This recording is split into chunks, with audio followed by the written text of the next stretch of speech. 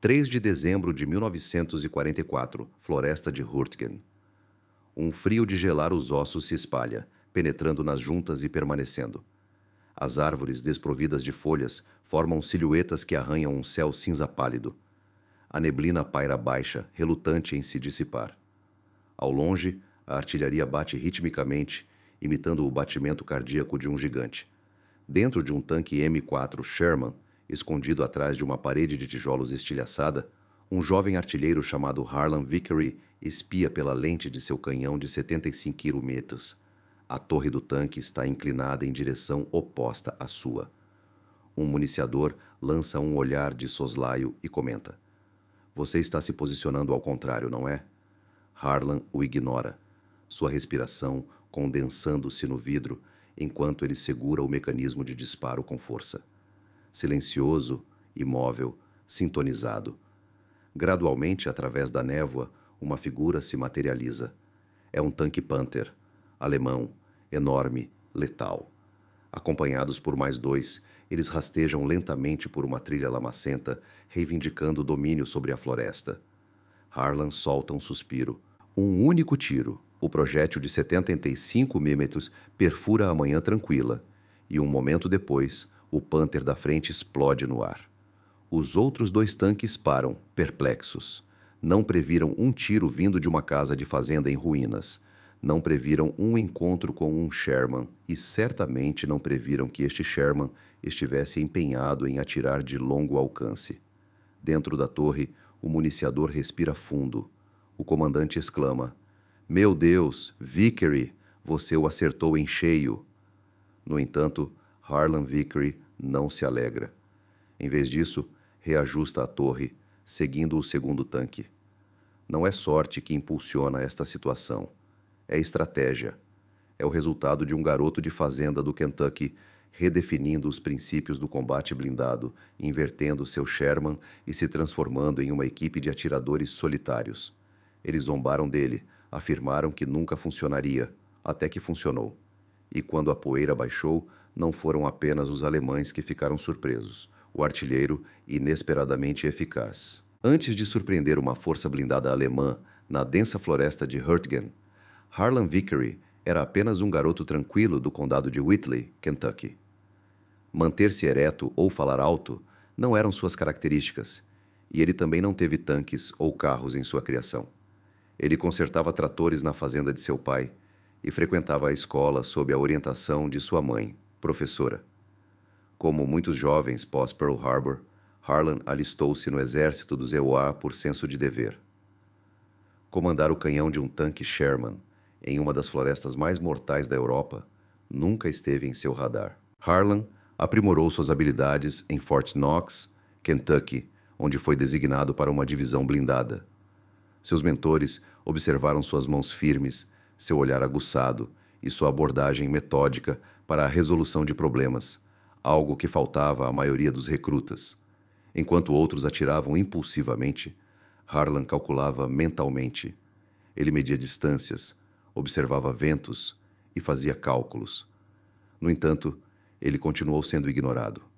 Não era o mais rápido nem o mais eloquente. Em conflitos onde figuras proeminentes frequentemente surgiam, Harlan permaneceu discreto até chegar à Europa. Quando sua unidade aterrissou na França, em agosto de 1944, a dinâmica da guerra havia mudado. Os americanos haviam escapado do domínio da Normandia. Os aliados avançavam para o leste, empurrando os alemães de volta para suas fronteiras. No entanto, a fase desafiadora estava chegando. Navegar em terrenos favoráveis à defesa, caracterizados por colinas, florestas densas, estradas estreitas e zonas de emboscada. Foi aqui que o tanque M4 Sherman se tornou crucial. Como o principal tanque de batalha dos Estados Unidos, mais de 49 mil Shermans foram construídos durante a guerra, tornando-o um dos tanques mais produzidos da história. Apesar de seus pontos fortes, o Sherman tinha problemas significativos. Seu canhão de 75 milímetros tinha dificuldade para penetrar a blindagem alemã à distância, e sua blindagem era mais fina em comparação com os tanques alemães Panther e Tiger. Em confrontos diretos, os Shermans eram geralmente superados em armamento e em número. Os soldados o apelidaram de Ronson, em homenagem ao isqueiro, porque ele acendia brilhantemente na primeira vez todas as vezes. Mesmo com suas vantagens, como velocidade e facilidade de reparo, o Sherman exigia perspicácia tática e pensamento não convencional. Foi aí que Harlan fez a diferença. Após 2 meses de batalhas e quase acidentes, sua tripulação de tanques havia criado um vínculo. Seu líder era o sargento Gene Corbin, um nativo de Chicago de fala direta que valorizava a simplicidade em vez da teoria. Dirigir, atirar, sobreviver. No entanto, Harlan começou a suspeitar que a sobrevivência não viria apenas de dirigir e atirar. Viria do elemento surpresa, da compreensão da mentalidade do inimigo e da ousadia de fazer o que outros não ousariam. Então, uma noite, durante a limpeza das armas após uma longa patrulha, ele apresentou sua ideia. E se posicionássemos o Sherman em marcha ré?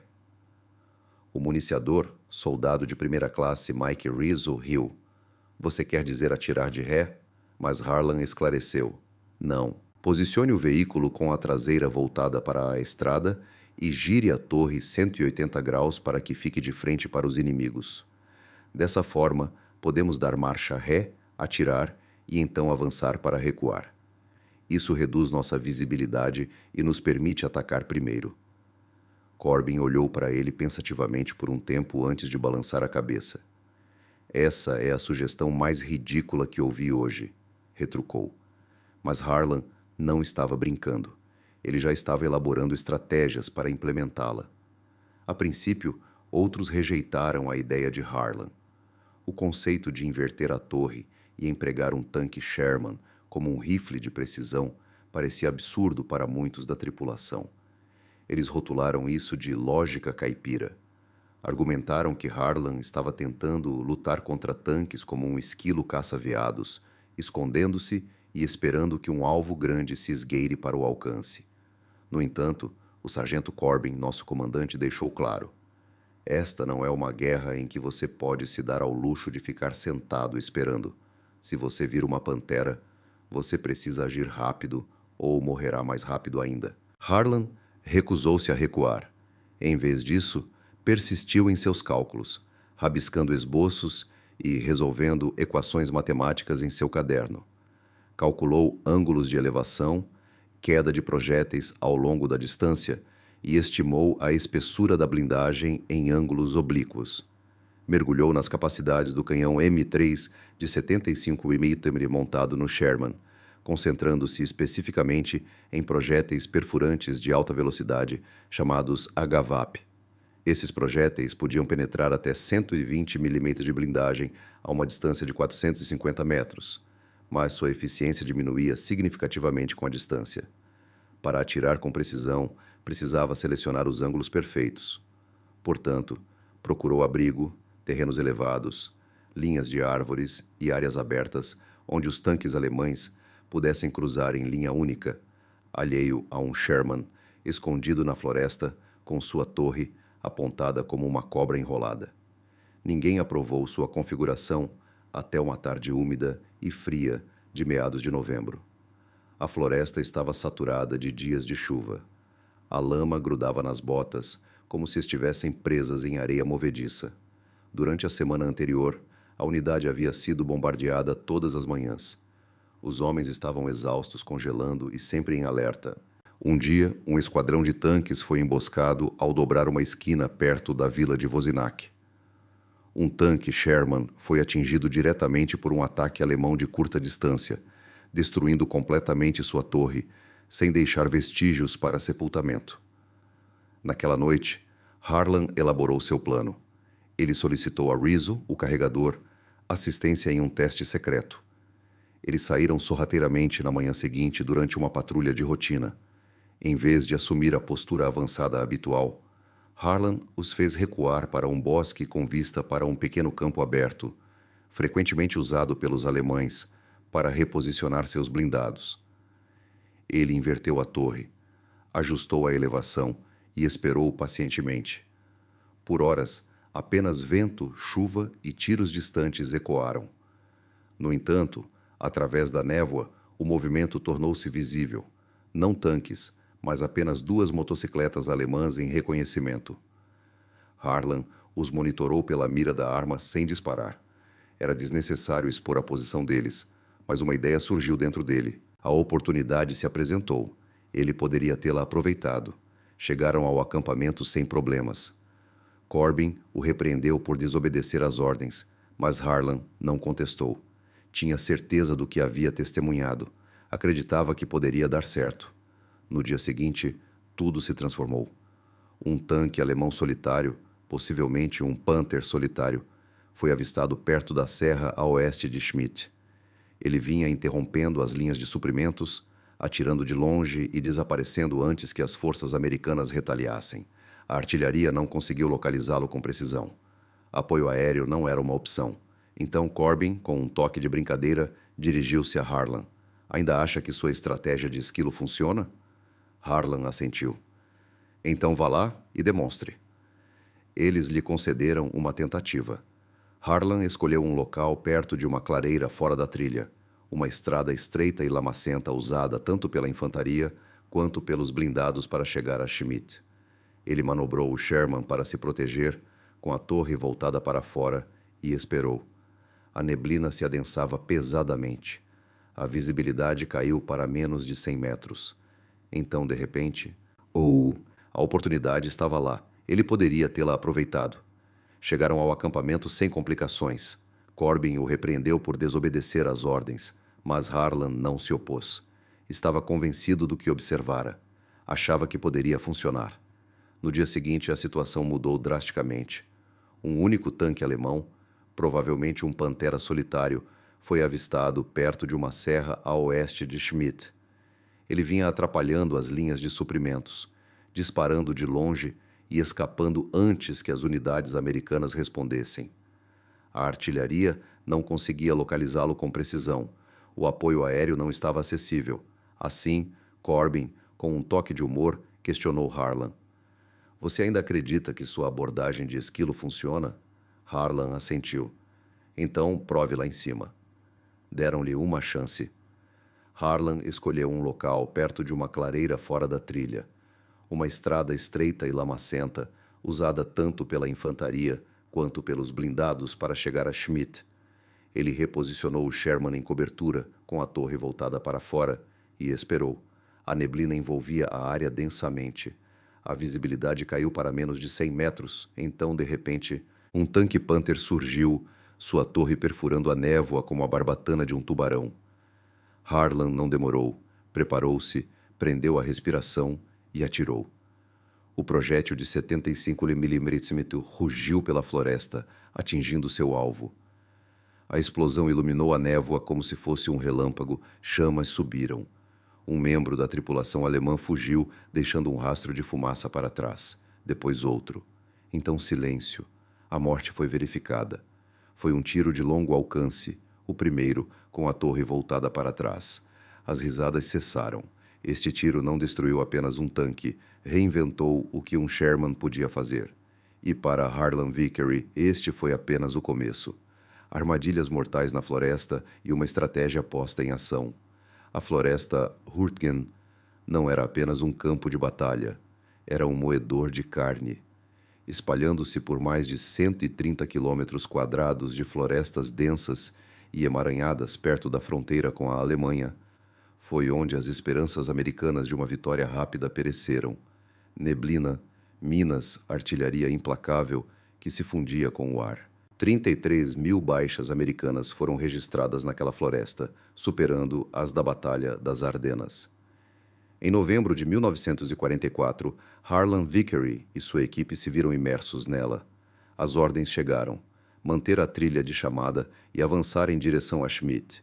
Era uma estrada estreita, quase um caminho lamacento, cortando ravinas e colinas. Os adversários mantinham a parte superior do terreno. As árvores estavam adornadas com armadilhas. Canhões alemães de 88 milímetros apontavam para as curvas da trilha. Panteras elusivas e Panzers corriam por ali, escondidos como lobos na névoa. Era um gostinho do inferno na terra. Cada esquina, Harlan escreveria mais tarde em uma carta para casa. Parecia uma sentença de morte. Nunca se sabia se o próximo passo levaria à lama ou a uma mina. Seu Sherman, C-113, estava danificado, mas funcional. Corbin permanecia ansioso, revisando constantemente os mapas. Rizzo, o carregador, silenciava com suas piadas. E Harlan ficou quieto, determinado. Ele não estava apavorado. Estava se preparando. Porque desta vez, ele tinha uma estratégia. O sucesso de seu tiro reverso deveu-se em grande parte à sorte, mas ele havia estudado cuidadosamente o terreno, calculado o ângulo e o escolhido deliberadamente. Agora, ele queria expandir essa estratégia nada convencional. Em vez de uma única armadilha, ele imaginou uma configuração completa de atiradores de elite. Seu plano era localizar um ponto de estrangulamento onde os tanques alemães seriam forçados a reduzir a velocidade, virar ou revelar seus flancos. Ele descobriu um local assim perto da crista, acima do riacho Weiserway. O terreno ali mergulhava abruptamente, formando um funil natural. Para atravessar essa área, os blindados inimigos teriam que virar e expor o terreno vulnerável. Harlan sugeriu que se escondessem perto da linha das árvores, com a torre invertida e o casco ligeiramente inclinado para proteger a blindagem traseira mais fraca. Isso não era senso comum, mas também não era uma rebelião. Corbin hesitou. Era um Sherman Vickery, não apenas um fuzil montado sobre esteiras. Eu entendo, respondeu Harlan. Mas se os enfrentarmos diretamente, eles nos superarão facilmente. Depois de horas de intenso debate, Corbin concordou. Um tiro. Se errar, acabou. Avançavam furtivamente antes do amanhecer. A floresta estava silenciosa e silenciosa, exceto pelo distante gotejamento de água e pelo estalar ocasional de um galho congelado.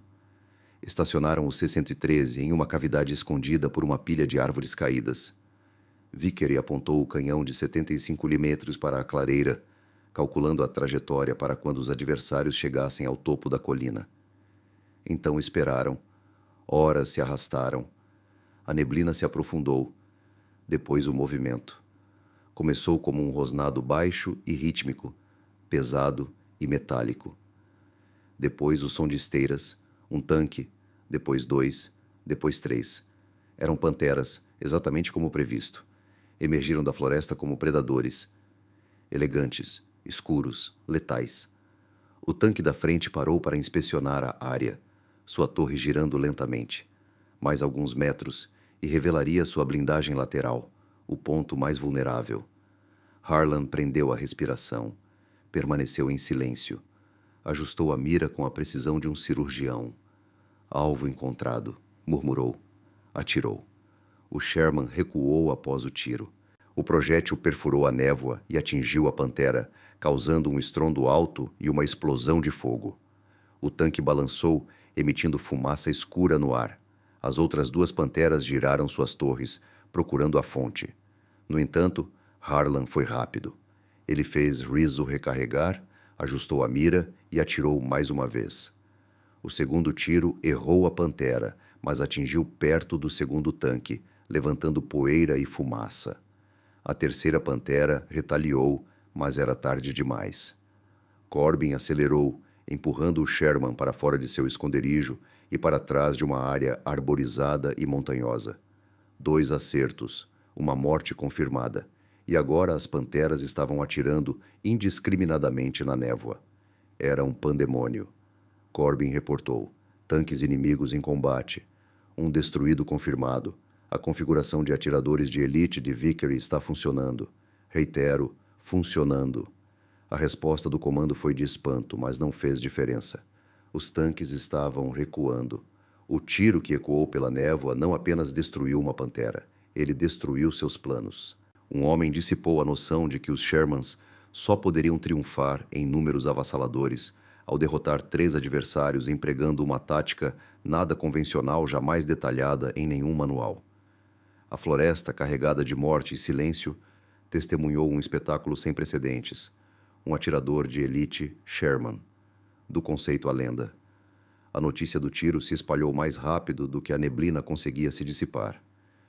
Em poucas horas, outras tripulações de tanques discutiam o assunto enquanto comiam rações frias e fumavam. "Vocês já ouviram falar do Vickery?" murmurou um artilheiro. "Ele abateu uma pantera de um esconderijo, até mesmo recuando." Muitos duvidaram de sua veracidade. Alguns rotularam de sorte. Outros viram como uma coincidência.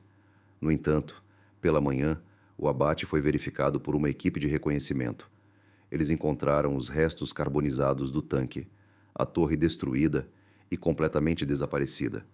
Um buraco claro na blindagem lateral, evidência de um tiro preciso. A verdade era inegável agora. Harlan Vickery havia conseguido o que poucos conseguiram no teatro de operações europeu. Ele abateu uma pantera com um Sherman de 75 milímetros de longe, com apenas um tiro. O sargento Corbin, que antes a considerara uma ideia tola, agora se referia a ela como a vantagem de Vickery. Quando solicitaram um relatório pós-ação, Corbin não mediu palavras. "O posicionamento e o método de tiro do soldado Vickery são incomuns, mas bem-sucedidos", escreveu ele. "Peço permissão para testes adicionais da abordagem de atirador de elite com torre reversa." Nenhuma resposta chegou. Nenhuma aprovação formal foi dada. No entanto, ninguém os impediu. Então Harland repetiu sua ação. Em uma clareira na floresta, perto da cidade de Comerscheid, 2 dias depois, ele posicionou seu Sherman ao longo de uma trilha estreita perto da estrada, por onde os tanques poderiam avançar para flanquear a linha americana. Ele esperou, com o motor desligado. Ao anoitecer, uma coluna blindada alemã apareceu. Um Panzer liderou o caminho, seguido por 2 semilagartas. Harland disparou e o Panzer explodiu em uma bola de fogo, iluminando toda a linha de árvores. Os semilagartas se dispersaram. A infantaria avançou para a floresta e, mais uma vez, o Sherman de Harland evitou danos pelo 2º dia consecutivo. Sua tripulação estava agora totalmente comprometida. Rizzo apelidou o tanque de Kentucky Rifle. Corbin brincou sobre adicionar um mascote de esquilo na lateral. Até mesmo o pessoal de apoio perguntou sobre suas configurações, como elevação, cálculos de distância e tipos ideais de munição. E às escondidas, outras tripulações tentaram imitá-lo. A floresta Hurtgen estava demonstrando que as táticas convencionais eram ineficazes. Não era possível atravessar campos minados ou trilhas com armadilhas. Em vez disso, era preciso ser astuto e adaptável. Harland personificava essa adaptabilidade. No entanto, com o crescimento de sua reputação, os riscos também aumentaram. Os alemães não eram ignorantes. Começaram a mudar seus padrões, mantendo-se longe das linhas de árvores, enviando batedores à frente e atirando aleatoriamente em locais suspeitos de emboscada. Uma pantera empreendeu uma tática de retaliação, disparando projéteis explosivos contra supostos redutos de tanques americanos antes de avançar. Harland e sua equipe chegaram perigosamente perto da morte quando um projétil caiu perto deles, espalhando terra e detritos. Embora abalados, persistiram porque não estavam mais apenas sobrevivendo. Estavam elaborando uma nova estratégia. E entre Comerscheid e Schmidt, em meio a pés congelados, rádios defeituosos e o odor constante de pólvora, Harland Vickery, criado em fazendas, com inclinação matemática e pensador introspectivo, estava se transformando em uma figura sem precedentes da guerra. Um atirador blindado, uma lenda com nome e uma torre apontada na direção oposta. O tiro ideal sob fogo, 26 de novembro de 1944. Foi o dia em que a floresta explodiu. Desesperados para manter sua posição antes que os aliados avançassem, os alemães chegaram ao rio Roer, iniciaram uma contraofensiva ao longo da trilha Cau e invadiram as vilas de Comerscheid e Schmidt. A infantaria americana estava sob constante bombardeio de artilharia e imobilizada por metralhadoras fortificadas. Tanques Panther moviam-se por caminhos estreitos e carregados de explosivos, acompanhados por morteiros e projéteis que explodiam das árvores, assemelhando-se a estilhaços caindo. A equipe de Harland recebeu instruções para proteger a fronteira sul de Comerscheid, sem reforços ou apoio aéreo. Apenas alguns Shermans, fuzileiros dispersos e munição suficiente para um dia estavam à disposição. Eles foram avisados.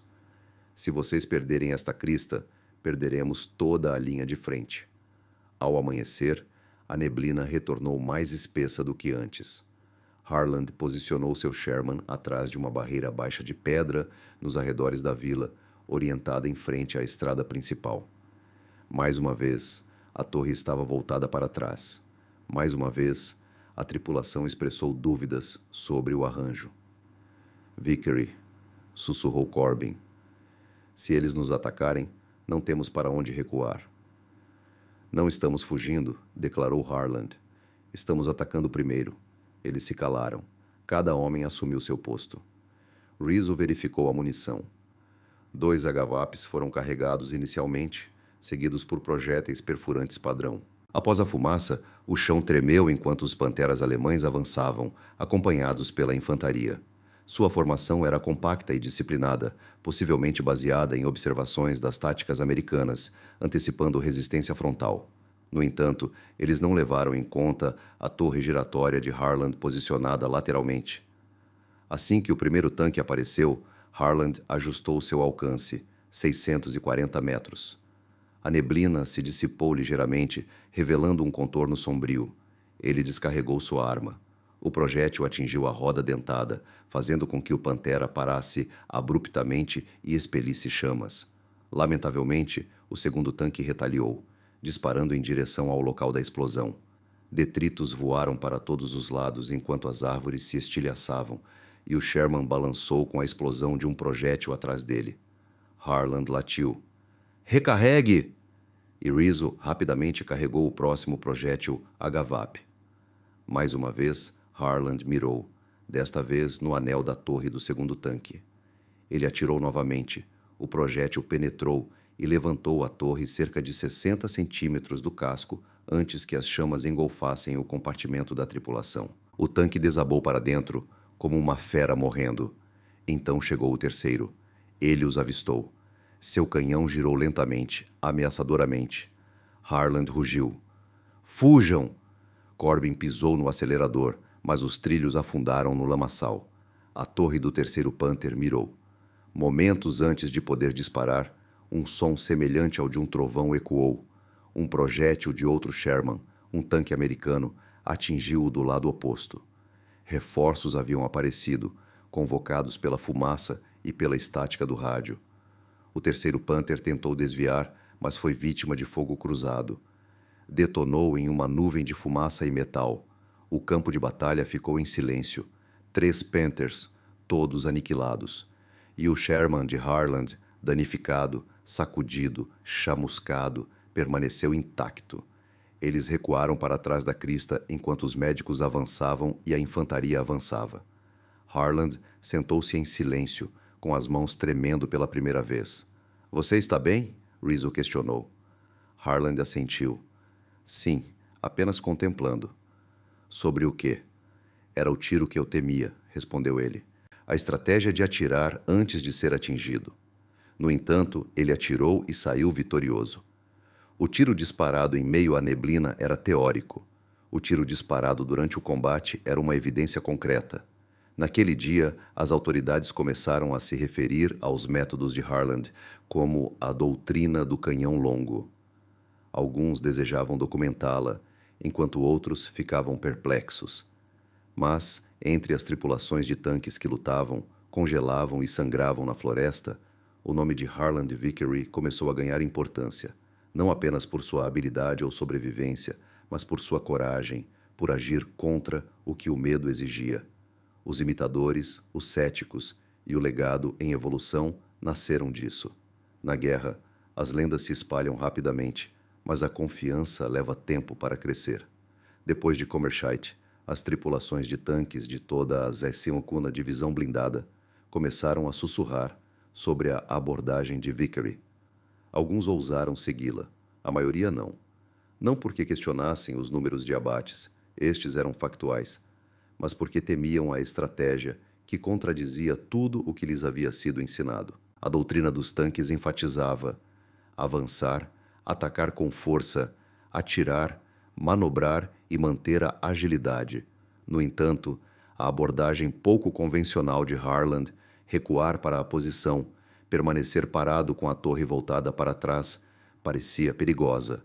Os canhões alemães de 88 mm tinham o potencial de transformar uma tripulação de tanques em cinzas com apenas um passo em falso. No entanto, em 3 confrontos verificados, empregando essa configuração pouco ortodoxa, a equipe de Harland aniquilou 5 tanques alemães, incluindo 2 Panthers e um Panzer IV, sem receber um único tiro no casco. Isso despertou o interesse dos oficiais, não apenas em relação a Harland, mas também na própria doutrina. Seria possível que os tanques Sherman, antes menosprezados como inferiores, pudessem superar as expectativas por meio de um posicionamento inteligente? Poderia um artilheiro solitário e preciso, pensando mais como um franco atirador do que como um petroleiro, desequilibrar a balança nessas florestas letais? Harland ignorou o discurso acadêmico. Ele priorizou os homens dentro do tanque. Ele valorizava a sobrevivência acima de tudo e, mais importante, procurava conservar munição. Certa noite, enquanto comiam um ensopado gelado, ele aconselhou uma equipe novata: não disparem sem ter absoluta certeza. Cada bala excede seu peso em metal. Ela consome tempo, produz ruído e compromete a posição. Portanto, espera-se, respira-se, pondera-se. Essa era a distinção de Harland. Outros artilheiros atiravam por instinto. Harland, no entanto, atirava com razão. Mas a fama gera resistência. O coronel Bennett, um oficial superior, descartou completamente a estratégia durante um briefing. Virar a torre para trás é uma ótima maneira de morrer. Virado na direção errada, afirmou sem rodeios. Esta guerra gira em torno da mobilidade, não da ocultação em arbustos como um animal tímido. Ao ouvir isso, Harland manteve a compostura e simplesmente respondeu: respeitosamente, senhor, covardes não ficam parados quando os panteras aparecem no horizonte. A sala ficou em silêncio. Corbin o apoiou, assim como 2 outros comandantes de tanques que testemunharam os resultados diretamente. Gradualmente, peça por peça, os superiores permitiram a adaptabilidade em confrontos de blindados, uma permissão tácita que permitiu às equipes imitar o que Harland havia criado. Em dezembro, pelo menos 4 equipes em sua divisão adotaram versões modificadas da configuração de atirador reverso em seu tanque, com 2 delas alegando abates confirmados de tanques. Uma equipe do 707º Batalhão de Tanques atribuiu essa tática à salvação de suas vidas durante uma emboscada a oeste de Gay. Eles utilizaram um celeiro caído como esconderijo, viraram sua torre para trás, esperaram e atingiram com sucesso um Panzer que se aproximava irregularmente. Informalmente, eles batizaram seu tanque de Vickery Special. No entanto, elogios não eram o que Harland buscava. Ele sempre se concentrou em outras coisas. Todas as noites, ele ainda limpava manualmente o cano do canhão e registrava diligentemente o ângulo e o resultado de cada tiro em um caderno gasto. Sempre que mudavam para um novo local, ele avaliava o terreno como um tabuleiro de xadrez, procurando campos de tiro, pontos cegos e rotas de fuga. Harland havia evoluído de apenas um artilheiro. Ele agora era um tático. Em uma guerra onde vidas eram calculadas em centímetros e segundos, isso o tornou não apenas letal para o inimigo, mas também uma ameaça a conceitos ultrapassados. No Kentucky, o garoto não estava apenas destruindo tanques. Ele estava transformando a mentalidade americana em relação aos blindados, os operadores de armas e o preço da invenção. Àquela altura, Harland Vickery já havia conquistado reconhecimento em todo o batalhão, não apenas como um atirador preciso, mas como algo muito mais profundo, uma força silenciosa, um pensador em meio a um mar de estrondo. No entanto, toda lenda tem um preço. A dureza de dezembro se aproximava. A neve cobria a floresta. O frio não era apenas físico, era emocional. O moral minguava, a luta perdurava. A lama se transformava em gelo cortante. O congelamento consumia dedos das mãos e dos pés e membros inferiores. Até os panteras sucumbiam a falhas de motor devido às temperaturas abaixo de zero. O Sherman de Harland C-113 agora estava marcado por amassados, fuligem e vestígios de fumaça de combates anteriores. Nunca mais foi repintado. As cicatrizes permaneceram como um aviso ou uma promessa. O próprio Harland mudou, não mais se assustando com a artilharia que se aproximava. Mal se encolhendo quando estilhaços atingiram a casca de uma árvore próxima, o que realmente o perturbou foi o silêncio que se seguiu a um tiro. A consciência de tudo aquilo. O instante entre matar e retomar a respiração. A compreensão de que mais tripulantes, assim como ele, não emergiriam daquela câmara metálica em chamas. Ele escreveu para sua mãe: "Não tenho certeza de quais sentimentos permanecem. Cada bala que disparo nos protege. No entanto, cada bala também garante que outro filho não volte para casa. Às vezes a escotilha ainda se abre em minha mente, pouco antes das chamas consumirem." Rizzo perdeu completamente o bom humor. Corbin tornou-se mais cauteloso, evitando riscos desnecessários. Enquanto isso, Harland começou a carregar uma foto de sua irmã mais nova, Lila, de 8 anos, ostentando o cabelo em tranças e sorrindo em frente ao trator que ele costumava consertar no Kentucky. Ele a fixou dentro da torre, perto do telêmetro, dizendo: "Algo para manter meu objetivo em mente." Apesar do peso emocional, ele adaptou suas táticas implacavelmente. Em uma escaramuça perto de Bergstein, ele empregou a elevação pela primeira vez, posicionando seu Sherman em uma encosta e atirando de cima para baixo em um tanque Tiger que avançava por baixo. Um único tiro pôs fim à ameaça. Não por arrogância, mas por necessidade, pois cada bala disparada precisava causar impacto. Sua perspicácia estratégica silenciou o ceticismo. De fato, eles começaram a posicioná-lo discretamente para funções de observação avançada, não apenas explorando o terreno, mas estabelecendo zonas letais para seus métodos de tiro. Eles até trouxeram uma tripulação adicional para aprender diretamente com ele. No entanto, Harland não se via como um mentor. Ele ainda se via como o garoto da fazenda, afortunado e cauteloso em salvar seus amigos. Certa noite, após sua segunda missão, Corbin lhe perguntou: "O que acontecerá quando esta guerra terminar?" Harland, olhando para suas mãos, marcadas por calos e queimaduras de cápsulas de projéteis quentes, refletiu sobre a questão. "Acho que voltarei para casa", mencionou.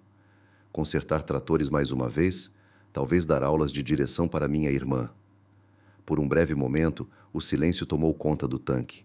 Nenhum tiroteio, nenhuma estática de rádio. Apenas o vento sussurrando entre as árvores e os ecos de um rapaz que redefiniu as normas. Não para ser um herói, mas para guiar a si mesmo e aos seus irmãos de volta em segurança. Esse era o garoto que atirava de um tanque. Quando a neve finalmente derreteu dos galhos quebrados da floresta Hurtgen, revelou mais do que apenas crateras e destroços. Expôs os resquícios de uma doutrina desmantelada, não pela força, mas pela perspicácia. Entre esses restos estava a herança de um jovem, Harland Vickery. Ele não alterou a guerra com patente ou ordens. Não tinha um exército sob seu comando, nenhuma estratégia única, nenhum campo de batalha com seu nome. No entanto, possuía algo excepcionalmente incomum: uma mente que desafiava as práticas estabelecidas. Os documentos oficiais ignoravam sua existência.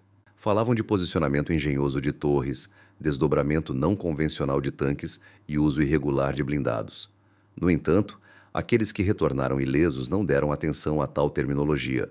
Limitaram-se a declarar: "Ele demonstrou que podíamos lutar de forma mais inteligente." No início de janeiro de 1945, as estratégias de Harland ultrapassavam meras fofocas. Alguns comandantes secretamente incitavam as tripulações a agirem como atiradores de elite, considerarem o terreno como um esconderijo e atirarem não impulsivamente, mas estrategicamente. No entanto, Harland não estava lá para testemunhar. Após um terceiro acidente, um projétil que atingiu a tripulação do Sherman ao seu lado, ele solicitou uma transferência, não por medo, mas porque vira muitos homens excelentes perecerem tão perto. Ele havia validado o que viera validar. Portanto, permitiram que ele partisse. Ao desembarcar do trem em Kentucky, na primavera de 1945, ninguém o saudou ou aplaudiu. Em vez disso, sua irmãzinha correu para abraçá-lo. Seu pai o presenteou com uma chave inglesa. Sua mãe colocou outro prato na mesa. E essa, segundo Harland, foi a recepção mais gratificante. Nos anos 60, uma relíquia de guerra em exposição na Vickery Place poderia ter chamado sua atenção. Uma carcaça velha, polida e segura. Se você perguntasse sobre ela, ele sorria e compartilhava. Esta me permitiu voltar para casa. A guerra, quando vista retrospectivamente, pode ser glamourizada por estatísticas como tanques produzidos, vitórias alcançadas ou inimigos derrotados. No entanto, narrativas como a de Harland Vickery servem como um lembrete de que a guerra não é sobre quantidade, é sobre escolhas, pequenas decisões e riscos calculados e despercebidos, assumidos por homens que só se tornam memoráveis quando são esquecidos demais para serem ignorados. Harland não triunfou pela força bruta. Em vez disso, ele triunfou por sua relutância em aceitar o aparente. Sua pergunta, e se eu inverter a torre? Personificou a centelha para tudo o que se desenrolou depois. Vidas poupadas, perspectivas transformadas e um novo processo de pensamento emergiu não de textos acadêmicos, mas do coração de um jovem assustado confinado entre paredes de metal. Talvez esta seja a verdadeira herança de soldados como ele. Não a contagem de mortes, mas a contagem de vidas que foram preservadas da morte, já que um indivíduo optou por examinar o campo de batalha ao contrário.